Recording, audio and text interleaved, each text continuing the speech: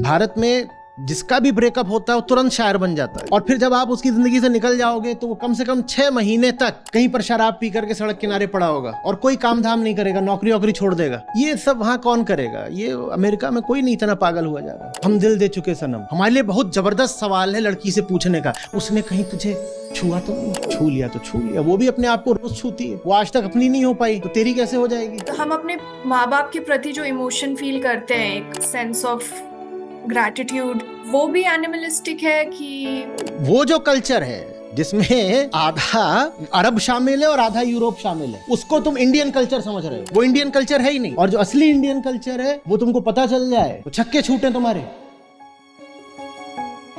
Sir मेरा question, जैसे कि मैं अमेरिका में 15 सालों से रहती हूँ और मैंने देखा है कि यहाँ पे लोग हर चीज़ को बहुत ज़्यादा लॉजिकली और प्रैक्टिकली अप्रोच करते हैं।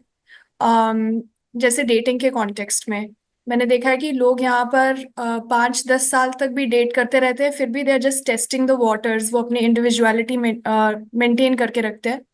और मैंने अपने अंदर ये चीज़ देखी है, क्योंकि मैं इंडिया में पली बड़ी हूँ, तो मैंने अपने अंदर ये चीज़ देखी है कि मैं बहुत जल्दी अटैच हो जाती हूँ। 3 महीने 4 महीने में ही मैं जानती भी नहीं हूँ दूसरे इंसान को इतना, लेकिन एक सेंस ऑफ एक सेंसिटिविटी आ जाती है बहुत जल्दी, बिना जाने पहचाने। और मैंने यहाँ देखा है कि यहाँ पे एक एवरेज इंसान भी बहुत ज़्यादा लॉजिकली चीज़ों को अप्रोच करते हैं। लेकिन इंडियंस में मेरे दोनों फ्रेंड्स हैं, इंडियंस भी हैं अमेरिकन्स भी हैं। मैंने इंडियंस में देखा है कि वो 3-4 महीने डेट करके शादी करना चाहते हैं जल्दी से जल्दी। वो एक परमानेंस सीख करते हैं। और यहाँ पे लोग इतनी परमानेंस सीख नहीं करते, वो एक्सेप्ट करते हैं कि पीपल चेंज ओवर टाइम।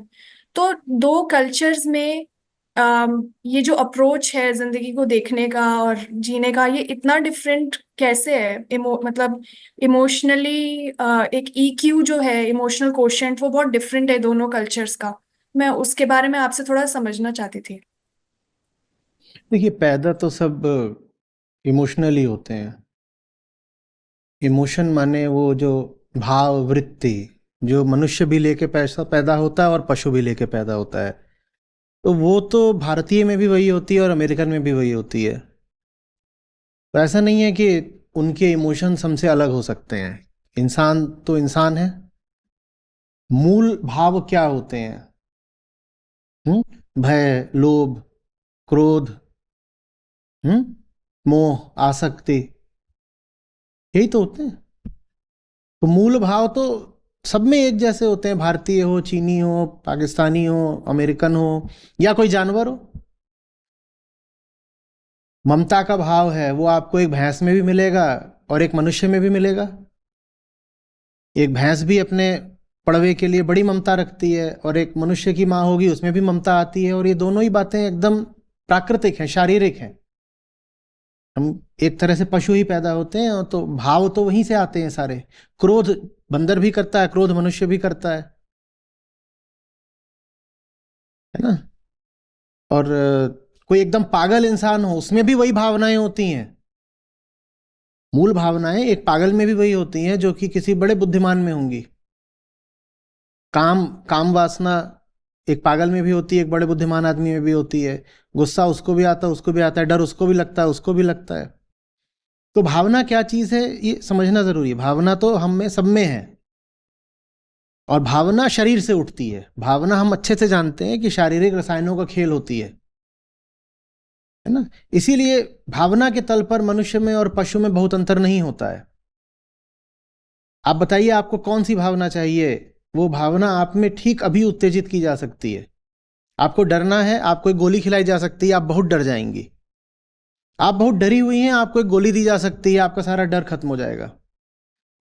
दुनिया की जो सेनाएं होती हैं, खासकर जो स्पेशल फोर्सेस होती हैं, यहां तक कि कुछ आतंकवादी संगठन भी, जब इनके सदस्यों को मिशन पर भेजा जाता है तो उससे पहले उन्हें कुछ दवाइयां खिला दी जाती हैं जिनसे उनमें डर समाप्त हो जाता है। जब इन्हें किसी ज़बरदस्त मिशन पे भेजा जाता है ना, तो कुछ दवाइयां दे देते हैं जो मस्तिष्क पे ऐसा प्रभाव डालती हैं कि डर लगना बंद हो जाता है। और वो दवाई एक मनुष्य पे जो असर कर रही है, वो दवाई पशु पर भी वही असर करेगी। पशु को भी आप वो दवाई दे दीजिए, पशु को भी डर लगना बंद हो जाएगा। तो डर, मोह, ममता, क्रोध, ईर्ष्या, ये सब शारीरिक चीजें होती हैं। हम्म? आप बताइए क्या है आपको, अगर किसी भी तरीके से उत्तेजित होना है, आपको एक इंजेक्शन लगाया जा सकता है, गोली दी जा सकती है, सब होने लग जाएगा। और हम ये भी जानते हैं कि जो लोग बिल्कुल पागल हो रहे, क्रोध में दहाड़ रहे होते हैं, उनको ट्रैंकुलाइजर दिया जाता है तो वो सेडेट हो जाते हैं, हम जानते हैं ना। तो अगर एक केमिकल भीतर जा करके आपकी उत्तेजना को और क्रोध को शांत कर सकता है, तो इसका मतलब आपकी उत्तेजना और क्रोध क्या थे? वो भी केमिकल ही थे, वो भी केमिकल ही थे। अभी हम डेटिंग के मुद्दे पर बात कर रहे हैं, जिससे सेक्स का मुद्दा संबंधित है। हम बहुत अच्छे से जानते हैं कि जैसे जानवरों की न्यूट्रिंग होती है, वैसे ही अगर मनुष्यों की भी कर दी जाए तो सेक्स का ख्याल ही नहीं आएगा उनके दिमाग में। बहुत छोटा सा ऑपरेशन होता है, सब छोटे जानवरों का होता है, कुत्तों का होता है, खरगोशों का होता है। आधे एक घंटे की बात होती है और उसके बाद उनको सेक्स जैसी कोई चीज जिंदगी में रह ही नहीं जाती। ये नहीं कि उन्हें दुख लगता है, उनको भाव ही नहीं आता, क्योंकि वो भाव पूरी तरह रासायनिक था, केमिकल था। उस केमिकल के तार काट दिए गए, अब वो भाव मस्तिष्क में आएगा ही नहीं। उसे कोई दुख नहीं, हो मस्त है, बिना सेक्स के ही मस्त रहेगा वो। बात समझ रही हैं? तो इमोशन के तल पर सब एक होते हैं, इमोशन के तल पर अलग अलग नहीं होते लोग। तो इमोशनल कोशेंट जैसी कोई बात नहीं है, एक ही कोशेंट होता है वास्तव में, वो होता है विजडम कोशेंट। और विजडम कोशेंट ये होता है कि तुमको अपने इमोशन का पता है कि नहीं है। इमोशन तो सबके एक जैसे हैं, अलग अलग लोगों में अलग अलग नहीं इमोशन होते हैं, अलग अलग लोगों की विजडम अलग अलग होती है।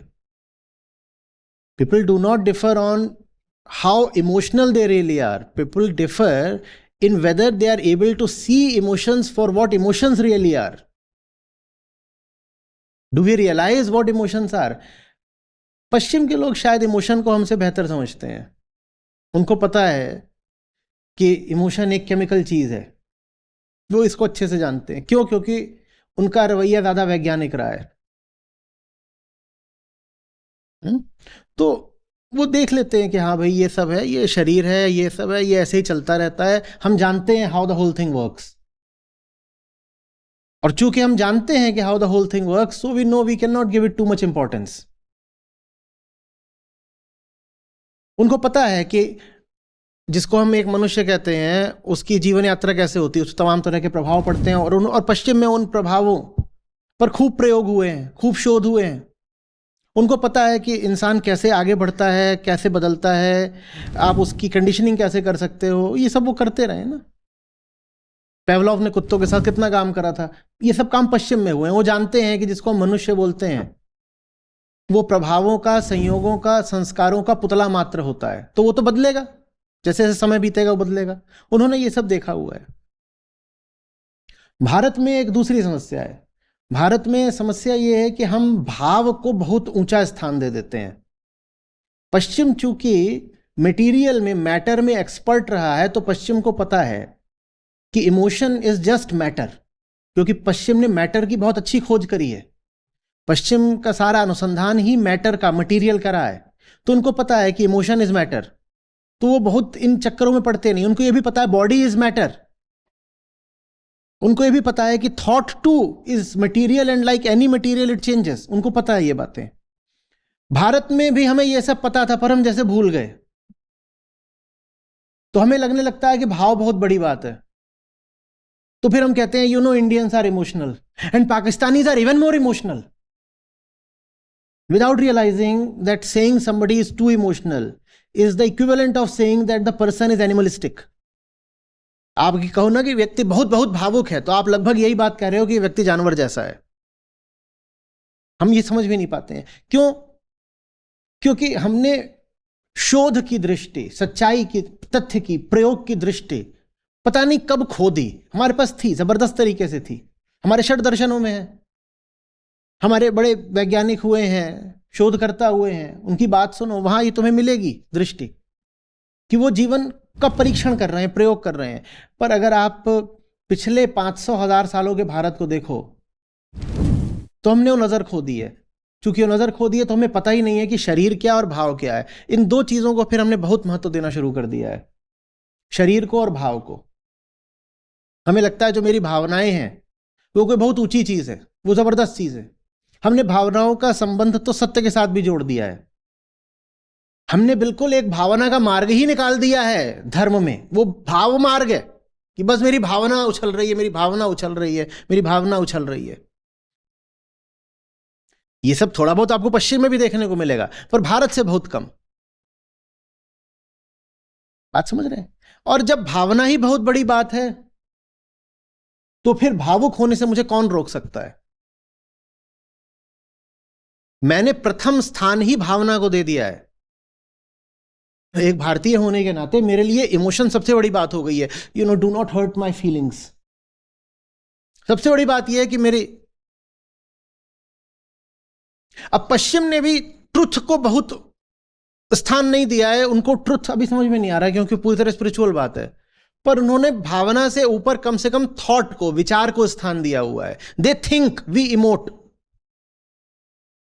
वो सोचते हैं, हम बस फील करते हैं। और बिना ये जाने की जो फीलिंग है ये तो पशुवत है, ये तो जानवर वाली बात है। सब जानवरों में वो फीलिंग है जो तुम में है। मनुष्य और जानवर को अलग बनाता है विचार। जानवर वो सब कुछ फील कर सकता है तुम करते हो, लेकिन जानवर बिल्कुल वो विचार नहीं कर सकता जो विचार तुम कर सकते हो। मनुष्य और जानवर में अंतर भावना का नहीं होता है, विचार का होता है। और विचार करना भारत ने न जाने कब छोड़ दिया। हम विचार नहीं करते, हमारे लिए भावना ही बड़ी बात है। और हमारे लिए शरीर बड़ी बात है क्योंकि हम शरीर की सच्चाई भी नहीं जानते। हम मानना ही नहीं चाहते कि शरीर क्या है। हमें लगता है शरीर पता नहीं कितनी भारी चीज है। शरीर कैसे लगातार बदल रहा है हम ये नहीं जानते, हम सोचना भी नहीं चाह रहे। हमें लग रहा है शरीर कोई एक चीज है। हम नहीं देख रहे हैं कि शरीर तो प्रतिपल बदल रहा है और बाहरी प्रभावों का गुलाम है। तो जब भावना और शरीर हमारे लिए बड़ी बात हो जाते हैं तो हम इनको जिंदगी में पहले नंबर का स्थान दे देते हैं। तो आपकी जिंदगी में कोई शरीर लेकर आ गया और आपकी भावना उसकी ओर कुलाचे मार रही है, तो आप उसको जिंदगी में पहले नंबर का स्थान दे दोगे। आप उसको बिल्कुल पकड़ के बैठ जाओगे, जैसे परम सत्य को पकड़कर बैठा जाता है ना। हम सब बेचैन रहते हैं कि जो टॉप मोस्ट चीज है वो मिल जाए। तो हमारे लिए टॉप मोस्ट चीज फीलिंग हो गई है। अब आप अगर जवान हो और डेटिंग वगैरह का आपका समय चल रहा है, तो पहली फीलिंग तो सेक्सुअल ही होती है। शुरुआत में सेक्सुअल और बाद में अटैचमेंट। हमारे लिए बहुत बड़ी बातें हो गई हैं, एक सेक्स और दूसरा अटैचमेंट। खास तौर पे अगर सेक्स हो गया तो उसके बाद तो जबरदस्त अटैचमेंट, तो छोड़ा ही नहीं जाता। वेस्ट में उनको पता है कि ये चीजें क्या हैं, तो वो आगे बढ़ पाते हैं, दे मूव ऑन। परम सत्य तक वो भी नहीं पहुंचे हैं, पर कम से कम भावना से ऊपर वो विचार के तल पर बैठे हैं। हम तो जो सबसे नीचे का तल हो सकता है भावना का, हम वहीं पे अभी लोट-पोट रहे हैं। हमने अध्यात्म तक को भावना की चीज बना दिया है। कह तो रहा हूं भाव मार्ग, अध्यात्म तक भावना की बात बन गया। उस देश का फिर क्या होगा बताओ?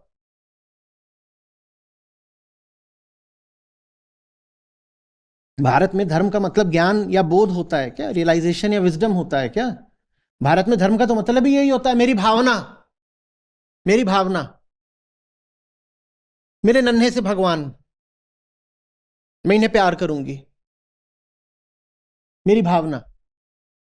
जहां भावना इतनी बड़ी बात हो गई कि भगवान का संबंध भी भावना से जुड़ गया, वहां फिर भावना ही भगवान हो गई ना। अगर भगवान का संबंध भी भावना से जुड़ गया तो भावना ही भगवान हो गई। तो अब कैसे कोई अपनी भावना पर आघात बर्दाश्त करेगा?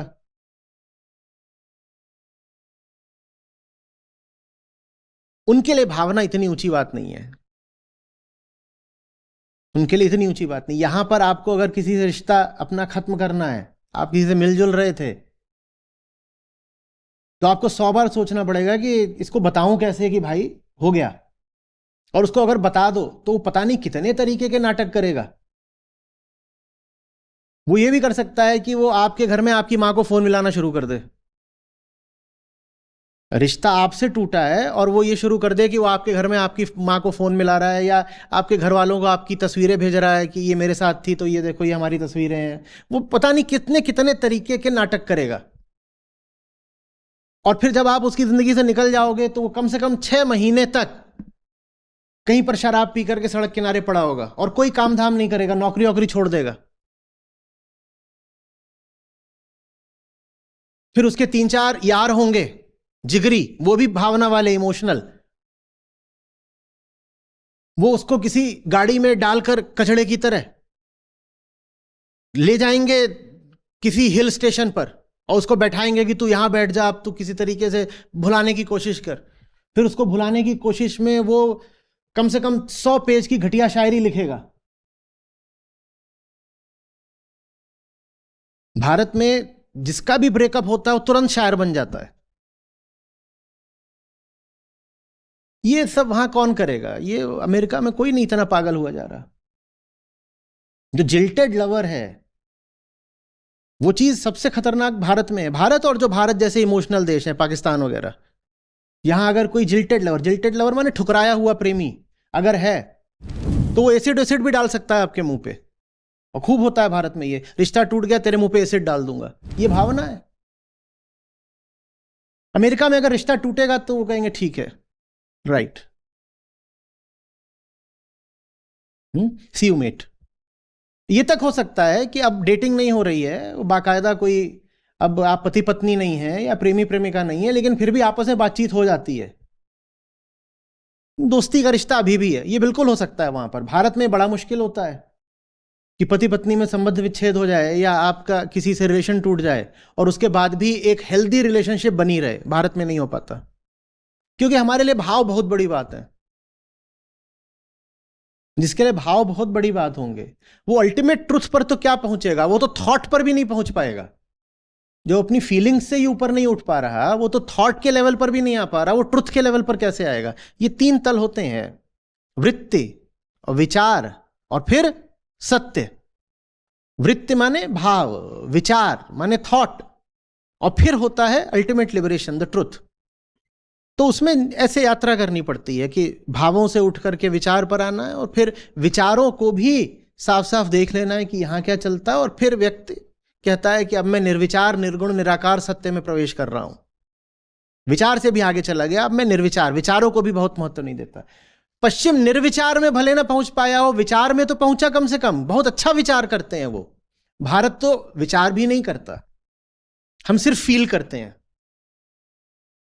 हम कहते हैं कि अहिंसा का मतलब है कि किसी का दिल मत दुखाना। हमारे लिए दिल बहुत बड़ी बात है। दिल तोड़ दिया, दिल दुखा दिया, हाय मुझे बुरा लग गया, तूने ऐसा क्यों बोल दिया। तो दूसरों का दिल रखने के लिए हम उन्हें सच्चाई तक नहीं बताते। कोई बहुत मोटा हो तो हम बोलते हैं वो थोड़ा हेल्दी है।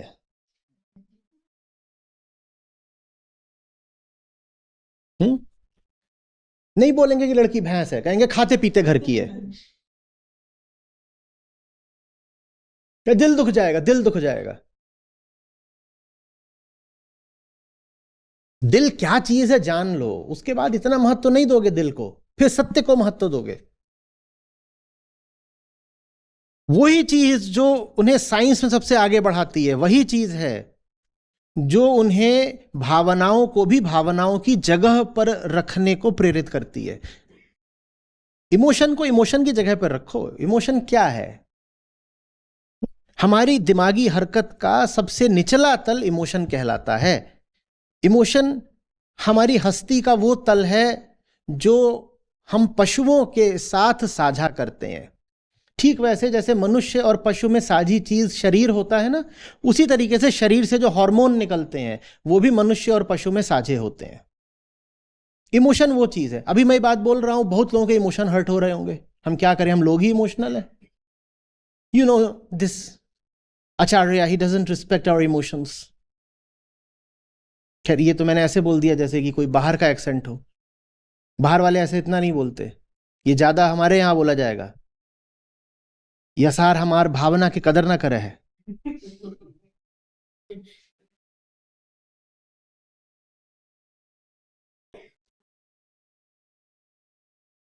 समझ रही बात को? हमारे लिए हर चीज भावना है, हर चीज भावना भावना। और इस पे हमें नाज बहुत है, भावना।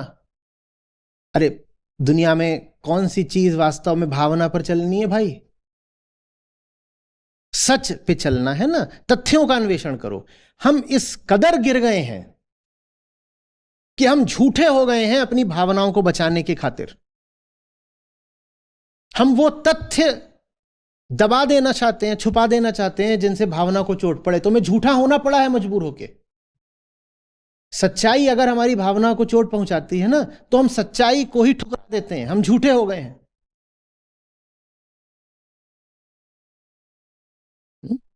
और भावना भावना करते करते भावना हमारा भगवान बन गई। अब पति से मेरी भावना है तो पति परमेश्वर हो गया।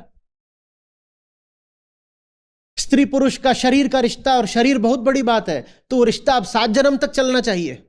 अरे भाई, शरीर का ही तो रिश्ता था, शरीर छोटी सी चीज है, हो गया, आगे बढ़ो। अभी मैं बात बोलूंगा, न जाने कैसे छनछना के कितनों के दिल टूटे होंगे कि आगे बढ़ो माने शरीर छोटी चीज है, इसका मतलब क्या है? अरे जिसको एक बार छू लिया, वो 7 जन्म के लिए हमारी हो गई ना।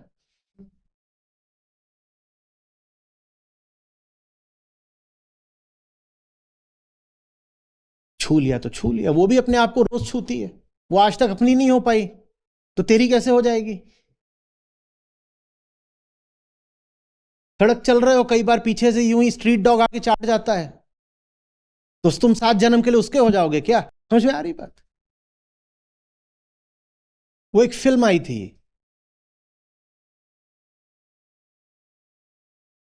हम दिल दे चुके सनम। तो उसमें सलमान खान उनके घर में रह रहा होता है, तो ऐश्वर्या राय की मां आके उससे पूछती है, बिल्कुल ऐसे जैसे पूछ रही हो कि तीसरा विश्व युद्ध शुरू हो गया और कहीं कहीं पर न्यूक्लियर बॉम्बार्डमेंट हो गया क्या, ऐसे पूछती है। और पूछ क्यों क्या रही है? उसने तुझे कहीं छुआ तो नहीं है? हमारे लिए बहुत जबरदस्त सवाल है लड़की से पूछने का, उसने कहीं तुझे छुआ तो नहीं है? इतनी गंभीरता से हम न्यूक्लियर वॉर के बारे में भी नहीं पूछेंगे जितनी गंभीरता से हम लड़की से पूछते हैं कि उसने तुझे कहीं छुआ तो नहीं है। क्योंकि शरीर बहुत बड़ी चीज है ना। वो राष्ट्र जिसने दुनिया को दिखाया नाहम देहास में, उस राष्ट्र के लिए देह इतनी बड़ी बात हो गई, इससे ज्यादा लज्जा की चीज क्या होगी? हम थे जिन्होंने पूरे विश्व को बताया कि हम देह नहीं है, मैं शरीर नहीं हूं। और हमने विशेषकर लड़कियों को सिर्फ शरीर बना दिया, और हमें शर्म भी नहीं आती। और फिर उतना ही भावुक उत्तर वो जो चरित्र था ऐश्वर्या राय का वो देता है, बोलती हां उसने मुझे छुआ है, उसने मुझे यहां छुआ है। अब जो भी इसका मतलब है।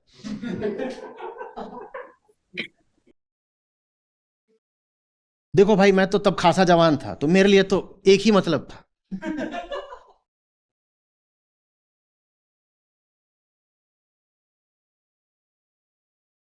अरे देह देह है, शरीर शरीर है, संयोग संयोग है। Boy met girl, girl met boy, then they moved on, full stop. क्या इतना रो रहे हो कि अब तो बंधन लग गया, अब तो प्रीत बंध गई? प्रीत परम से बांधी जाती है, झुन्नू लाल से थोड़ी कि इससे तो अब हो गया। क्या हो गया?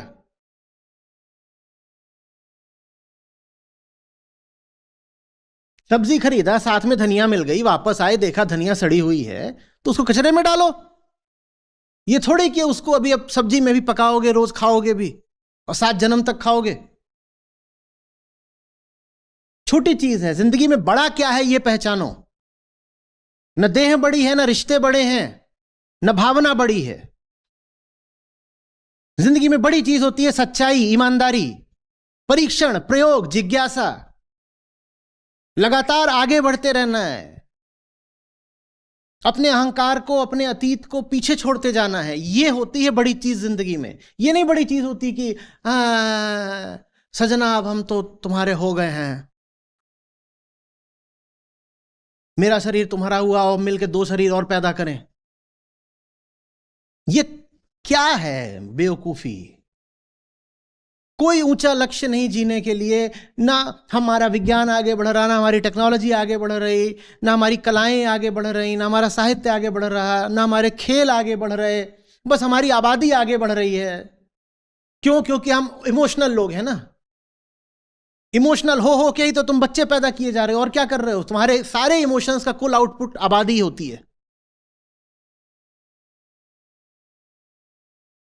सारे इमोशंस अंततः कन्वर्ज कर जाते हैं, अभिसरित हो जाते हैं एक इमोशन में। क्या? सेक्स। मियां बीवी की लड़ाई हो रही है, उस लड़ाई के बाद अंततः क्या होना है? सेक्स।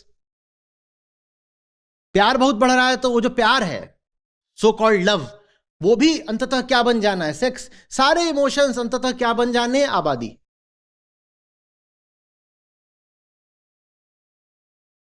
वही जैसे जानवर होता है, जानवर कुल क्या काम करता है? अपनी आबादी बढ़ाता है। वही हम कर रहे हैं। कहां है कला, कहां है विज्ञान?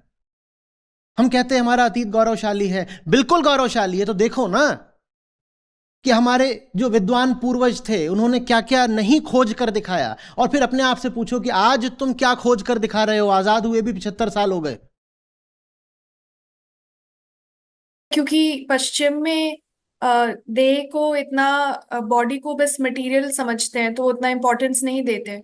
लेकिन फिर वो भी तो एक एक्सट्रीम ही तो है, मुझे लगता है। हाँ बिल्कुल है। देखो, अगर आप पश्चिम में खोट निकालने चलोगे, तो आप जितनी निकालोगे मैं उसमें 10 और जोड़ दूंगा। उनके पास बहुत समस्याएं हैं, पर उनकी समस्याएं हमारी समस्याओं से तो बेहतर ही हैं। आप उनकी बीमारियां गिनोगे तो उनके पास होंगी बीमारियां, हमारे पास और जबरदस्त बीमारियां हैं। मैं जब आपके प्रश्न के उत्तर में पश्चिम की भारत की तुलना कर रहा हूं, तो उसमें मैं बिल्कुल ये नहीं बोलना चाह रहा किसी दृष्टि से कि पश्चिम बिल्कुल शिखर पर पहुंच चुका है। पश्चिम में 100 खोट हैं, और मैं कह रहा हूं भारत के पास एक क्षमता है कि वो पश्चिम की खोट भी दूर कर सकता है। लेकिन पश्चिम की खोट तो हम तब देखें ना, जब पहले अपनी खोट से मुक्ति पाएं। हमारी खोट तो बड़ी भयंकर है, बड़ी गहरी है। उनके पास भी बहुत समस्याएं हैं, बिल्कुल है। कौन सा मैंने कहा कि वो बिल्कुल सत्य पे और मुक्ति पे पहुंचकर बैठ गए हैं? पर वो कम से कम इन चीजों पर नहीं चलते हैं कि भावना को बचाने की खातिर हम झूठ को भी स्वीकार कर लेंगे। ये नहीं चलता वहां पर। हमसे कम चलता है। बाकी तो इंसान इंसान हर जगह है। वहां का इंसान भी जानवर हो सकता है, यहां का इंसान भी जानवर हो सकता है। पर जब तुलना करें तो तुलनात्मक रूप से कह रहा हूं।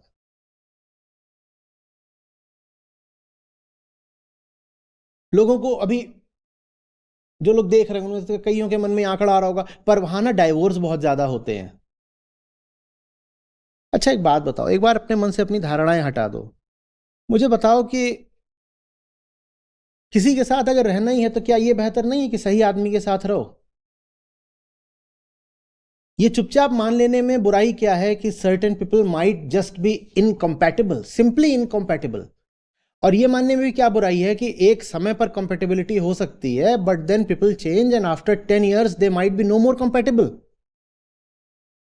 ये मानने में क्या समस्या आ गई?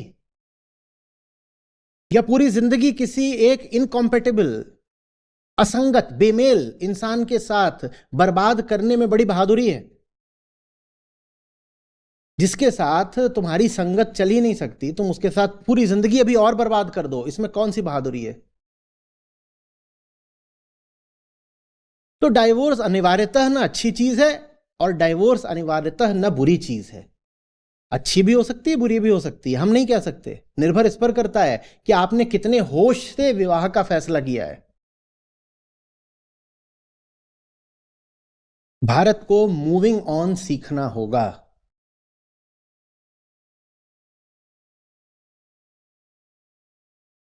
भारत को लेटिंग गो सीखना होगा।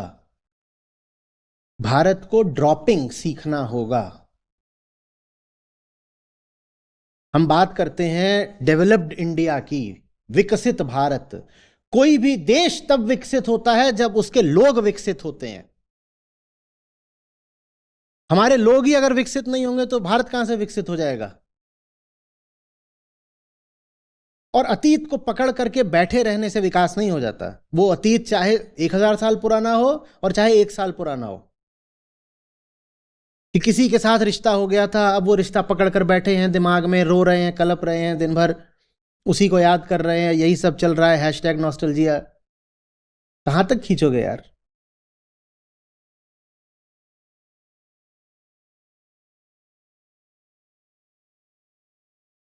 Learn to move on. Sir, तो आप कह रहे हो कि खुद आ, खुद की उच्चतम संभावना से प्रेम होना चाहिए, और किसी रिश्ते में जिसमें कुछ रखा नहीं है उसमें इतना ज्यादा एफर्ट भी डालने की कोई जरूरत नहीं होती है, वो अच्छे वेस्ट ऑफ टाइम अच्छे है। काम के लिए अच्छी मंजिल की तरफ अच्छे रास्ते से जा रहे हो। हाँ, सब बढ़िया है, अच्छा अच्छा है, सुहाना है सफर। और उसमें कोई मिल गया हम सफर तो अच्छी बात है। बिल्कुल हो सकता है हम सफर चला कुछ दूर तक, फिर उसने कहा देखो साहब मुझे कोई दूसरा मोड़ लेना है, उसे लेने दो, उसके गले में फंदा मत डालो। और तुम्हें भी अगर कोई दूसरा मोड़ लेना है तो ले सकते हो, तुमने कोई गुनाह नहीं कर दिया। जब तक साथ चलो प्रेम से चलो, जब तक साथ चलो किसी ऊंचे लक्ष्य की तरफ चलो, किसी ऊंचे आधार पर तुम्हारी संगति दोस्ती साथ होना चाहिए। ये थोड़े कि हम दोनों एक साथ बस इसलिए हैं क्योंकि दे दनादन ले दनादन सेक्स होता है बस, और उसके कारण बस मेरी नाक में तेरी खुशबू बस गई है, मेरे जिस्म को तेरी आदत पड़ गई है, और फिर जब वो जिस्म छूटता है तो आदत वैसी हो जाती है, शरीर वैसे कुलबुलाता है जैसे किसी नशेड़ी का नशा छूटा हो।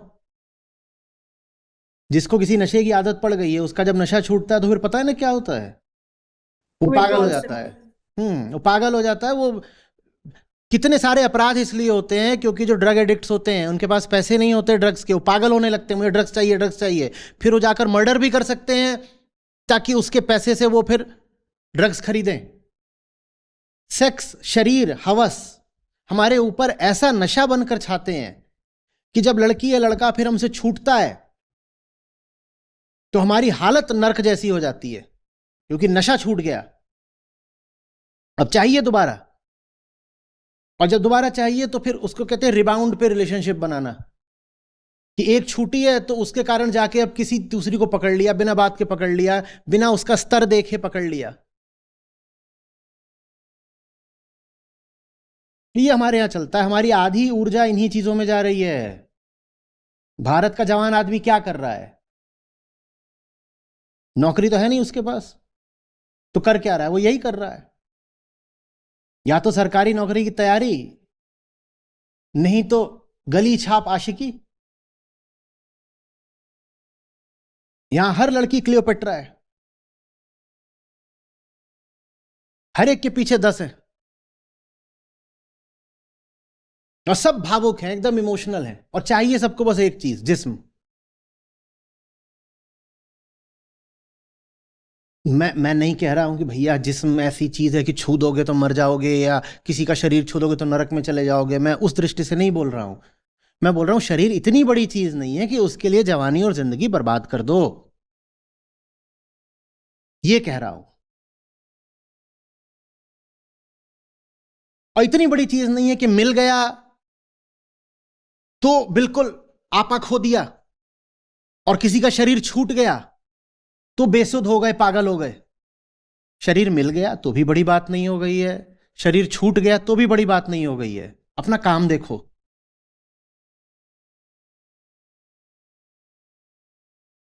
मैंने एक बार पहले भी उद्धृत करा था, मैं फिर से कर रहा हूं।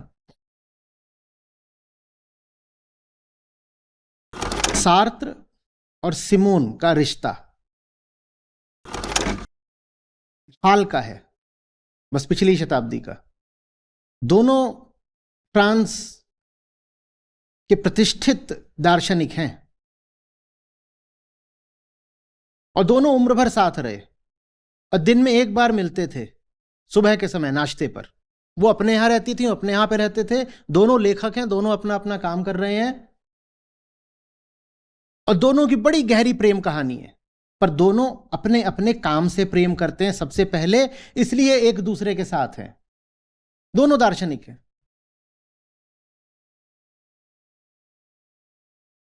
जीवन भर मिले, उनका रूटीन ही यही था कि नाश्ता एक साथ करेंगे। उसके बाद वो अपनी यूनिवर्सिटी चले जाते थे, अपना काम देखते थे, ये अपना काम देखती थी। और दोनों सिर्फ फ्रांस के नहीं, पिछली शताब्दी में विश्व के लीडिंग फिलोसोफर्स में से हैं। अपना काम पहले आता है ना, फिर उस काम के रास्ते में अगर कोई पुरुष मिल गया, कोई महिला मिल गई तो बहुत अच्छी बात है। नहीं मिला तो नहीं मिला, क्या करना है? सार्त्र मर गए, सिमोन ने अपना काम थोड़ी रोक दिया। बोले ये इसका साथ जब तक था अब चला गया तो मैं अपना काम थोड़ी रोक दूंगी। भारत में ऐसा नहीं हो पाता है, बड़ा मुश्किल होता है। ये उदाहरण भी मुझे पश्चिम से उठा के देना पड़ रहा है। भारत में तो बल्कि ऐसा हो जाए कि दो लोग, स्त्री और पुरुष, इतनी प्रगाढ़ मित्रता रखते हो तो लोग उनके पीछे पड़ जाएंगे, ब्याह कब हो रहा है, शहनाई कब बजेगी,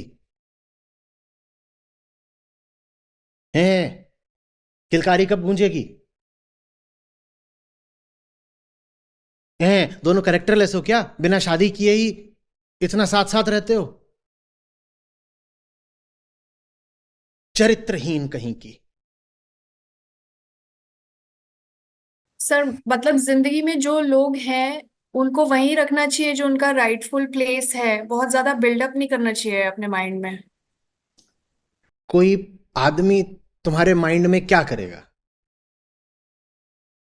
मतलब how can be a man, how can a man B at the centre of your universe? क्या करेगा वो? मतलब क्या कर सकता है वो? मुझे तो नहीं समझ में आता जब कोई गृहिणी बोलती है कि मेरी दुनिया तो मेरा घर है और उस घर के केंद्र में पति परमेश्वर बैठा है। कैसे? किसी भी मनुष्य के लिए दूसरा मनुष्य परमेश्वर कैसे हो सकता है? जीवन का केंद्र कैसे हो सकता है? तुम एक इंसान हो, वो भी एक इंसान है। तुम दोनों के ही जीवन का उद्देश्य है सत्य, मुक्ति, उच्चतम, लिबरेशन, संघर्ष। किसी भी इंसान का जीवन इसलिए होता है, इसलिए थोड़ी होता है कि औरत बोल रही है मेरा पति मेरे जीवन के केंद्र में है, पति बोल रहा है मेरी औरत मेरे जीवन के केंद्र में है। इसी के इर्द गिर्द, इसी धुरी के इर्द गिर्द तो मेरी जिंदगी घूमती है। ऐसे थोड़ी होता है। मतलब भारत में होता है, मतलब इसीलिए तो फिर हम स्पेशल हैं। सर अपने आसपास इतना ये होता है, देखा है बचपन से, तो यही देखा है सिर्फ। देखिए, सारी समस्या जो वर्तमान संस्कृति है ना उसकी है। हम कोई जेनेटिकली इंफीरियर लोग नहीं हैं। और ये जो सांस्कृतिक पतन हुआ है ये पिछले 1000 सालों में हुआ है बस। आप प्राचीन भारत में जाएंगे तो हम बहुत उदार और बहुत खुले हुए लोग थे। पर पश्चिम की दिशा से हम पर जो प्रभाव पड़े, पहले आक्रमण हुए, फिर शासन हुआ हमारे ऊपर, और जो शासक होता है ना उसी की सोच पूरे समाज पर छा जाती है क्योंकि वो शासक है। तो जो हमारी प्राचीन खुली दृष्टि थी उसको हमने खो दिया। हम कितने खुले थे ये जानना है तो सत्यकाम जाबाल की कथा पढ़िए। जबाला माँ है, वो पूछ रहा है मेरे बाप का नाम बताओ, बोली बाप का नाम नहीं पता। जैसे आप डेटिंग की बात कह रही ना, बोली मैंने बहुत लोगों से डेटिंग करी थी तो मैं नहीं जानती कि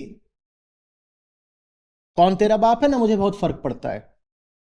और जब तू अभी पढ़ने के लिए जाएगा गुरु के आश्रम में, गुरु पूछें कि सरनेम बता, भारत में बड़ी बात होती है ना कि तेरे नाम के पीछे किसका नाम चलेगा, बोले सरनेम पूछें गुरु, ये हम औपनिषदिक काल की बात कर रहे हैं, वेदांत की बात कर रहे हैं, तो कहना मेरा नाम है सत्यकाम जाबाल। मां के नाम पे अपना नाम बताना ना, बाप के नाम की जरूरत क्या है?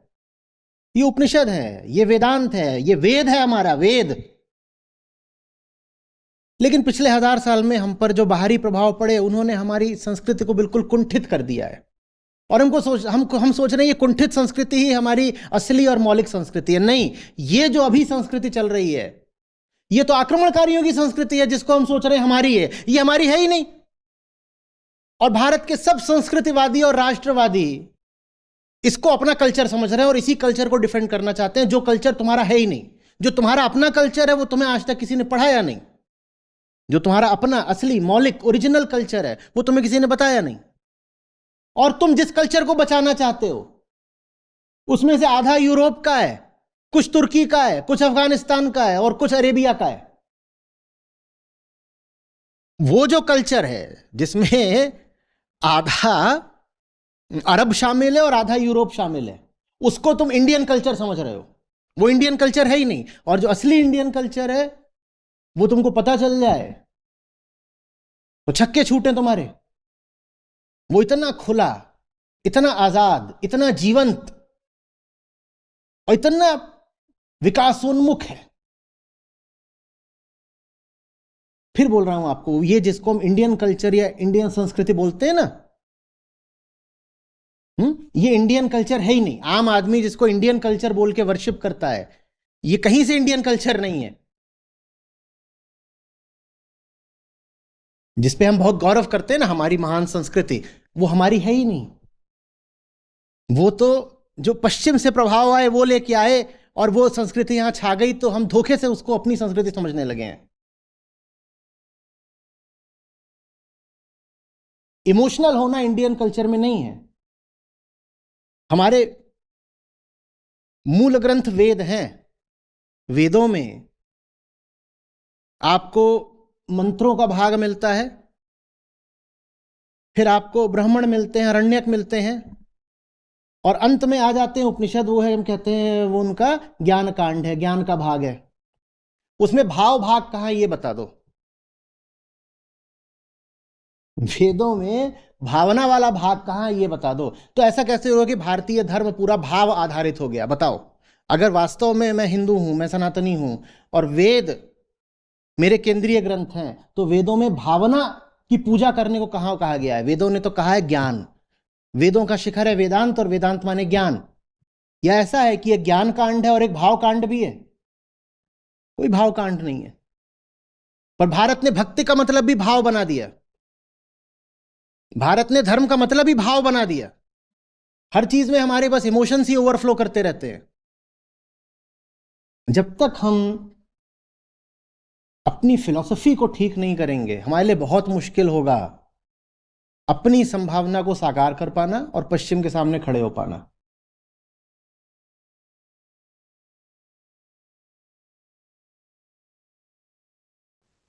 सर, जिस टाइम पे उपनिषद लिखे गए थे उस वक्त ओपन रिलेशनशिप्स को एक्सेप्टेंस मिलता था। बिल्कुल मिलता था, बिल्कुल मिलता था। ओपन रिलेशनशिप को ही मिलता था। और महिलाएं जिस तरीके से जीती थी, रहती थी, चलती थी, खाती थी, पीती थी, यहां तक कि कपड़े भी पहनती थी, वो कितना ओपन था, अगर आपको पता चले तो आपको झटका लग जाएगा। ये कल्चर के नाम पे आप जो देखते हैं ना कि भारतीय, प्राचीन भारतीय महिलाएं हैं, तो वो फलाने तरह का वस्त्र धारण करके घूम रही है, वहां दिखाते हैं कि 18 फीट की साड़ी पहन रखी है प्राचीन भारतीय महिलाओं ने। ऐसा बिल्कुल भी नहीं था। ये पूरे अपने शरीर को ढकना, यहां तक कि ये कर लेना, घूंघट कर लेना, ये तो भारत में कभी था ही नहीं। ये सारी प्रथाएं तो हमारे पास आई हैं अफगानिस्तान और ईरान, इराक और तुर्की और अरेबिया से। भारत में ये सब नहीं था कि महिला ऐसे करेगी। भारत गर्म देश था भाई। महिलाएं वस्त्र भी बहुत खुले पहनती थीं। ये लाज, ये हया, ये इज्जत, ये सब कॉन्सेप्ट्स तो अभी आए हैं हमारे पास। भारत में नहीं था ये सब। आप मेघदूत पढ़िए, उदाहरण दे रहा हूं, कालिदास। वहां पर आप देखिए कि नारियों का विवरण ही कैसे दिया गया है, आपको बड़ी ताजगी लगेगी। और कई लोगों को समस्या हो जाती है, कहते हैं कि अरे ये जो कई हमारे पुराने नाटक हैं, उनमें ये किस तरह की भाषा का प्रयोग है।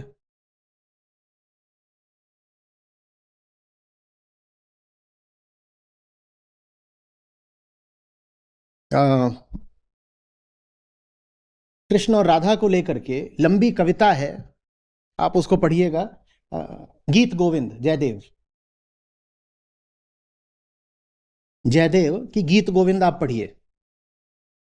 ये था भारत।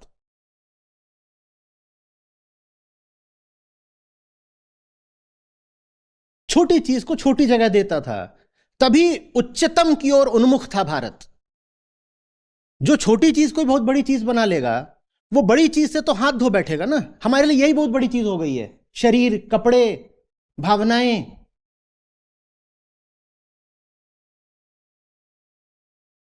भारत खुली जगह नहीं होता तो द्रौपदी के 5 पति हो जाते। भारत खुली जगह नहीं होता तो कुंती इतने अलग अलग देवताओं से पुत्र प्राप्त कर पाती और उन्हें सामाजिक स्वीकृति भी मिल जाती।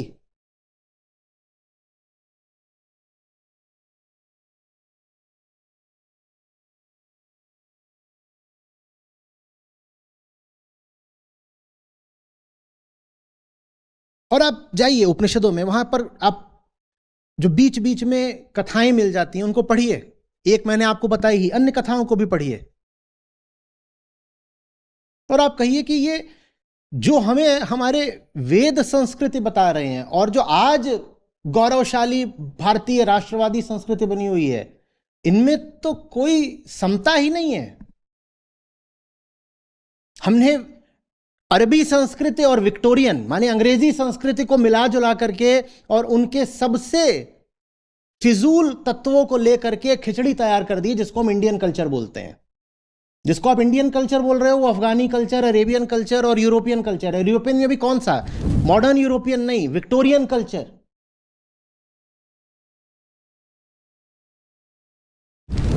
जो यूरोप का बिल्कुल पिछड़ा हुआ कल्चर था वो आज इंडियन कल्चर बना हुआ है और हम उसको कहते हैं कि यही तो रही है हमारी प्राचीन भारतीय संस्कृति।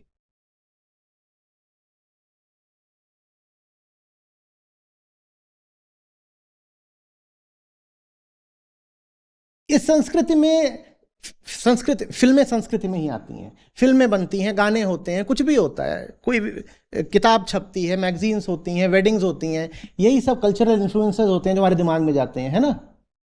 इसमें तो चारों तरफ भावना ही भावना छाई हुई है। लड़का या लड़की छोटा होता है घर में, वो देखता है कि भारी पैसा खर्च करा जा रहा है वेडिंग के कपड़ों पर। क्यों? क्योंकि ये तो इमोशन की बात है ना, इमोशन की, ये तो इमोशन की बात है। भाई तेरा जो फेवरेट क्रिकेटर है उसने 5 साल से रन ही नहीं बनाए हैं, तू उसका फैन क्यों है अभी भी? जा टेस्ट मैच में उसका रिकॉर्ड देख, वो तो टीम में रहने लायक नहीं है, पर तू कह रहा है नहीं नहीं, I live by his name, I die by his name, I swear his name. पूछे तू क्यों उसका फैन है अभी तक? तेरा जो फेवरेट क्रिकेटर है वो तो किसी काम का नहीं है। बोलता because he is not a cricketer, he is an emotion.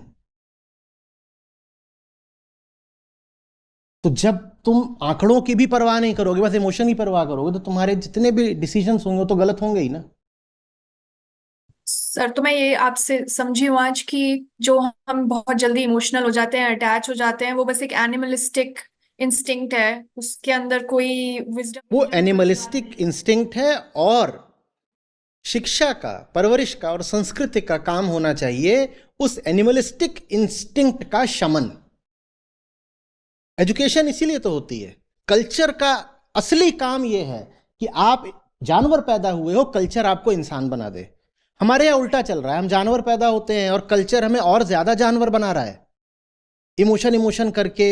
Culture ऐसा होना चाहिए जो इंसान को सच्चाई की तरफ ले जाए, आज़ादी की तरफ ले जाए। हमारा कल्चर हमें सच्चाई की ओर नहीं ले जाता, ना आज़ादी की ओर ले जाता। हमारा कल्चर तो हमें और ज़्यादा बंधनों में बांध रहा है, ये करो वो करो, सवाल मत पूछो।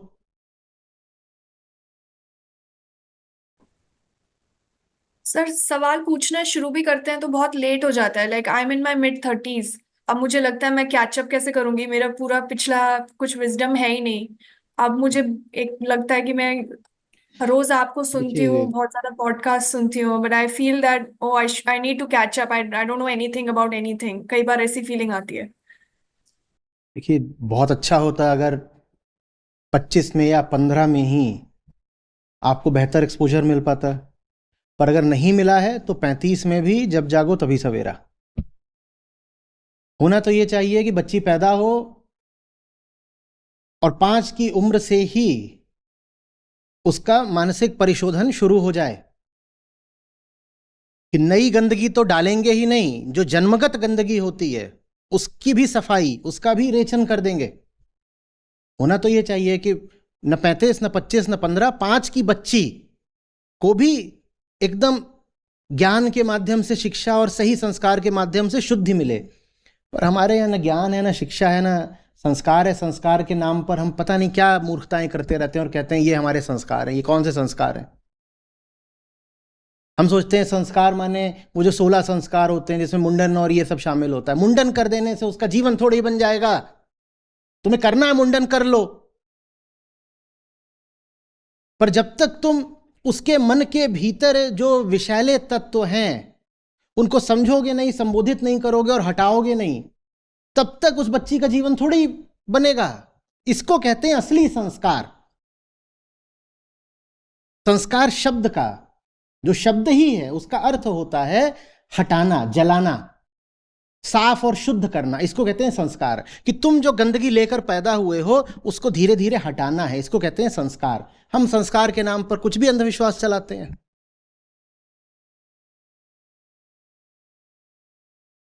सर एक लास्ट सर, तो आप जैसे जो आपने समझाया है, तो हम अपने माँ बाप के प्रति जो इमोशन फील करते हैं, एक सेंस ऑफ ग्रैटिट्यूड, वो भी एनिमलिस्टिक है कि? एनिमल्स नहीं करते, एनिमल्स में नहीं होता ये सब। एनिमल्स में माँ बाप जैसा कॉन्सेप्ट नहीं होता। गाय का बछड़ा होता है, वो कितने दिन गाय के साथ रहता है,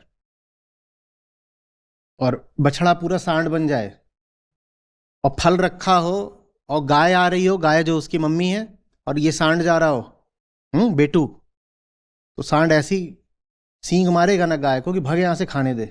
उसे मम्मी मम्मी नहीं याद रहता। लेकिन बात समझो, अगर पेरेंट्स की वेलफेयर भी चाहिए तो वो वेलफेयर इमोशन के रास्ते से थोड़ी मिलेगी।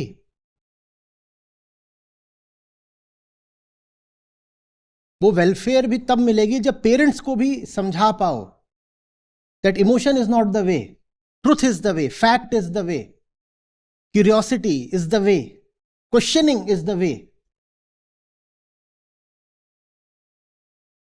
मां बाप का कल्याण चाहना चाहिए, पूरे विश्व का ही कल्याण चाहना चाहिए, यही हमारी मनुष्यता है, बिल्कुल। लेकिन किसी का कल्याण इसमें थोड़ी है कि तुम उसकी भावनाओं को उत्तेजित करो। जीवन क्या है, सत्य क्या है, भाव क्या है, शरीर क्या है, बंधन क्या है, मुक्ति क्या है, इसमें किसी को दीक्षित कर पाओ तो तुमने उसका कल्याण किया।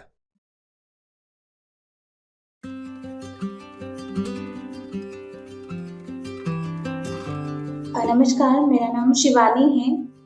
मैं एक टीचर हूँ और गीता सत्रों से मैं पिछले 1 साल से जुड़ी हुई हूँ। यूट्यूब पर मैं पिछले 5 सालों से आचार्य जी को सुन रही हूँ। जब से मैं आचार्य जी से जुड़ी हूँ तो सत्रों से मेरे जीवन में जो बदलाव आए हैं, सबसे पहला यह है कि मैं वीगन हो चुकी हूँ। मैं डेयरी प्रोडक्ट बहुत ज़्यादा यूज़ करती थी। दूसरा यह कि क्लाइमेट चेंज के प्रति मैं बहुत जागरूक बिल्कुल भी नहीं थी। अब मेरे जीवन में जागरूकता आई है और मैं समझने लगी हूँ। आज के सत्रों से मैं सीख साझा कर रही हूँ। पहली सीख, जो सबसे महत्वपूर्ण जो मेरी सीख है, वो यह है कि हम युद्ध लड़ना ही नहीं चाहते हैं, बिल में घुसे हुए हैं। कब तक घुस के रहना है? अब बिल से बाहर निकलना है और लड़ना है, क्योंकि छूट के जो लोग हैं वो अपना उपद्रव बहुत ही मचा रहे हैं। अब हमारी बारी है, हमें बिल से बाहर निकलना है और अपना पूरा प्रयास करना है और इस युद्ध में पूरी भागीदारी निभानी है।